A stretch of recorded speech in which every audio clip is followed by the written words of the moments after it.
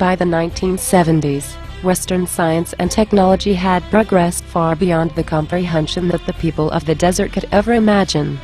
America and Russia had firmly established space travel, nuclear fusion, and were on their way to constructing technology and understandings of the universe, which would eventually come to making us more powerful than the gods that were once worshipped.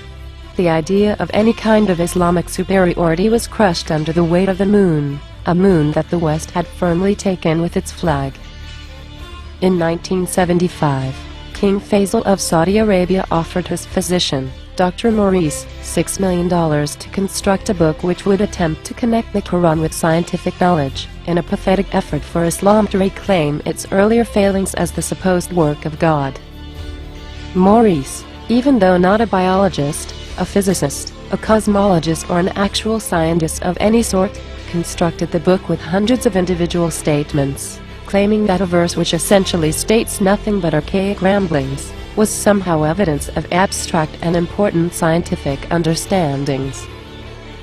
Over the next 30 years, other conmen such as Harun, Yahya, Zakir Naik, and Yusuf Estes would take his place in a bid to try and convince others of the exact same ridiculous claims, using blatant lies, half-truths, distorted translations, and a blatant disregard for history and the science that supposedly proves the Quran.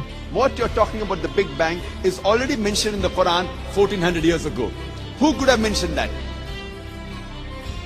The concept of miracle verses only continues through ignorance of the listeners, who blindly accept the claims of the conmen, but never take a single moment to see if the claims are even true, relying on scientific illiterate liars to tell them what science says.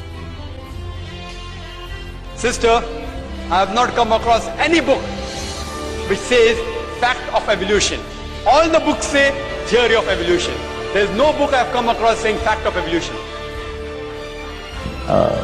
Blowing up or the random dropping of this glass on the pavement, you'll get mess. You don't ever get order. You don't have order that comes out of chaos. Never, ever. It doesn't happen that way.